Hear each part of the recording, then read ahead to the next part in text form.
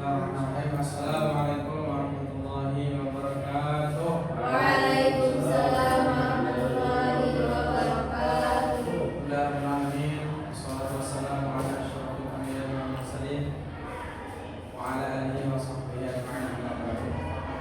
Tidak kalimat yang paling pantas dan pantas kita ucapkan saat ini itu adalah alhamdulillah, karena berkat rahmatnya kita semua bisa melaksanakan aktivitas kita sehari-hari dengan segala walafiat, alhamdulillah. Kemudian salawat serta salam marilah kita aturkan kepada Nabi Muhammad SAW. Allahumma shalli ala sayyidina Muhammad wa ala sayyidina Muhammad. Oke, baik anak-anak, apa kabarnya hari ini? Baik, Pak. Alhamdulillah, semoga sehat selalu.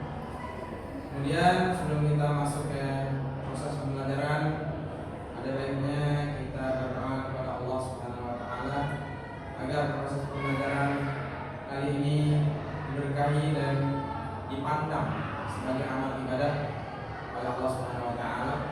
Oke, kita buka dengan bacaan basmalah. Bismillahirrahmanirrahim. Kemudian kepada ketua kelas Reza, dicatat teman-teman yang tidak hadir di akhir pembelajaran sertakan kepada saya. Oke anak-anak sekalian, hari ini kita membahas mengenai hasad atau sifat dengki. Minggu kemarin atau pertemuan pertama kemarin kita sudah membahas mengenai hal dunia, yaitu cinta kepada dunia. Cinta kepada dunia, ingat gimana? Apa? Bahaya kan? Bahaya, karena bisa membuat kita lalai dalam beribadah. Oke? Hasad ini sebenarnya adalah turunan dari cinta kepada dunia juga, tapi kita fokus kepada hasad saja. Hasad adalah rasa tidak ridho ketika melihat orang lain mendapat nikmat. Jadi kalau bahasa Jambinya itu dia iri dengan tetangga beli mobil baru, dia iri dengan tetangga duitnya cair, sehingga lalu berharap nikmat itu hilang dari mereka. Jadi dia merasa nikmat yang didapati oleh orang, dia merasa juga ada bagiannya di situ. Jadi dia berharap nikmat mereka hilang. Ini bukan sekedar rasa iri, hasad aktif menginginkan kehilangan pada orang lain dan berakar pada ketidakpuasan batin. Jadi hasad ini atau iri dengki ini adalah suatu sifat yang tercela, yang mana dengki bisa menimbulkan pertikaian, permusuhan, dan kehancuran bagi manusia. Karena dengki, tetangga bisa tidak berteguran, teman bisa tidak saling tegur sapa, dan keluarga bisa hancur dengan memiliki sifat hasad atau dengki. Allah Subhanahu wa taala berfirman, siapa di sini yang bisa baca Al-Qur'an? Surya, kelihatan Pak? Hah? Enggak kelihatan ya? Ya saya baca. Allah Subhanahu wa taala berfirman dalam Al-Qur'an surah Al-Falaq ayat 5. Siapa yang hafal? Al-Falaq. Tripul. Min syarri hasidin idza orang dan dari kejahatan orang yang dengki apabila ia dengki. Kembali. Ayat ini mengingatkan bahaya hasad yang membawa kerusakan.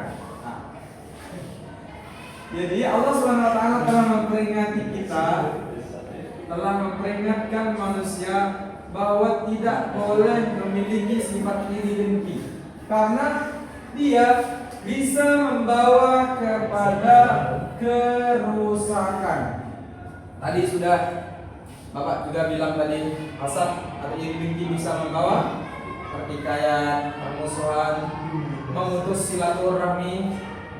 Jadi intinya hasad ini adalah sifat yang berbahaya.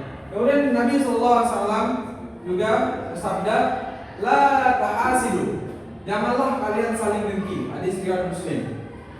Jadi pesan ringkas namun tegas. Jadi kita disuruh, kita harus menghindari sifat ini.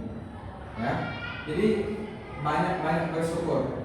Orang punya nikmat, orang punya harta yang lebih, yaitu apa mereka. Kita harus lebih banyak bersyukur agar terhindar dari sifat hasad.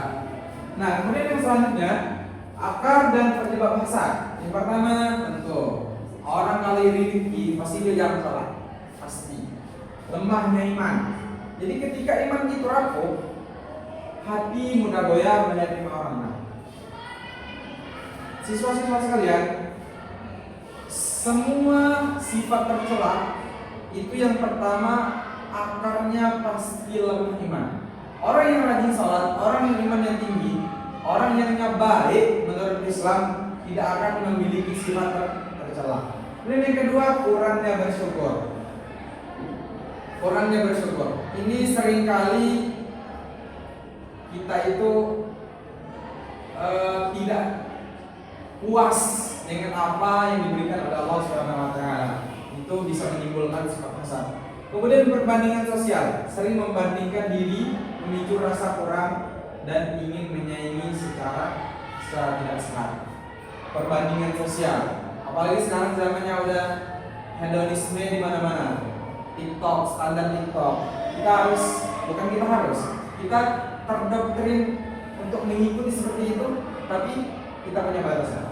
Persaingan yang tidak sehat, ya ini juga bisa menimbulkan. Jadi gini, orang persaingan atau dalam kompetitif, jika ada persaingan tidak sehat, itu akan menimbulkan rasa iri dengki terhadap seseorang, pasti. Kemudian selanjutnya dampak hasad. Nah, siapa di sini yang tahu sifat dampak hasad? Ayo, nih, hasad meracuni hubungan jiwa. Diangkat apa nih? Di tingkat pribadi. Apa? Dampak iri dengki. Gak usah menang nih. Nah, dampak iri dengki, ayo. Gelisah. Pergaulan tidak baik, tidak bagus. Apalagi tidak Tenang. Penyakit hati. Masya Allah. Nah, itu Iya. Nah, itu adalah dampak hasad dari diri pribadi. Kemudian di kalangan sosial. Jadi orang kalau sudah memiliki sifat dengki, pasti hubungan sosialnya itu rusak, retak. Nah, contoh, orang yang sering dengki, pasti dia sering ngomongin orang. Orang kalau ngomong ada dua kemungkinan. Kalau dia ngobrol, pertama dia ngomongin diri sendiri. Kalau tidak dia ngomongin orang lain. Itu, cuman itu dua kemungkinannya. Jadi sifat hasad bisa memecah hubungan, menimbulkan permusuhan dan mengganggu keharmonisan jamaah atau komunitas. Jadi anak-anak sekalian, atau siswa-siswa sekalian, kita harus menghindari sifat hasad karena kita harus menjaga ukhuwah silaturahmi. Karena sifat hasad ini sangat berbahaya karena kita secara tidak sadar melakukan atau memiliki sifat hasad ini secara tidak sadar terkadang. Nah, terakhir, cara praktis menghindari sifat hasad. Pertama, wajib bersyukur. Orang kalau udah bersyukur, pasti dia akan terhindar dan menerima apa yang sudah diberikan oleh Allah. Kemudian yang kedua, meningkatkan iman.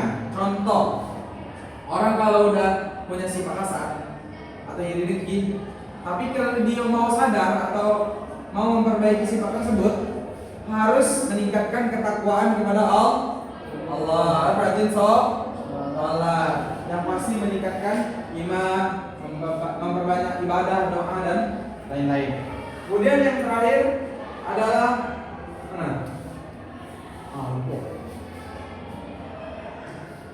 mendoakan orang lain. Nah, tingkatan manusia itu kalau dia tidak dengki itu masih di bawah. Kalau dia bersyukur masih di bawah. Kalau kita neng orang bahagia, kalau kita juga bahagia, itu adalah tingkatan yang paling tinggi. Kalau orang bahagia, kita doakan semoga dia bahagia terus, semoga dia bahagia terus, dan tidak mendoakan atau mengatakan hal yang dirasa itu melanggar dalam norma-norma Islam. Itu adalah tingkatan yang tertinggi atau yaitu mendoakan orang lain. Nah, jadi mungkin itulah yang dapat Bapak sampaikan mengenai materi hari ini, itu tentang hasad, iri dengki. Jadi kesimpulannya yaitu kita tidak boleh memiliki sifat iri dengki karena itu akan menimbulkan banyak problematika dan itu akan menimbulkan dinamika dalam kehidupan sosial. Contoh, tadi ada perpecahan, kemudian pertengkaran, teman tidak saling tegur sapa, itu kan dan lain-lain gitu. Mungkin itulah yang dapat Bapak sampaikan. Ada yang ditanyakan? Ya, Pak. Ya, alhamdulillah. Jadi sudah paham ya? Paham, Pak. Oke, alhamdulillah. Kita cukupkan pertemuan kita pada pertemuan kali ini. Marilah kita membaca kalimat alhamdulillah. Alhamdulillahirabbil alamin. Subhanallahumma wa bihamdika asyhadu an la ilaha illa anta astaghfiruka wa atubu ilaik. Semoga pembelajaran hari ini dapat bermanfaat dan diamalkan oleh kita dalam kehidupan sehari-hari. Untuk ketua kelas jangan lupa nanti kirimkan atau serahkan catatan yang tidak hadir ke Bapak. Kemudian untuk PR, tolong tulis atau jelaskan 3 contoh orang iri dengki dalam kehidupan sehari-hari kalian di tetangga.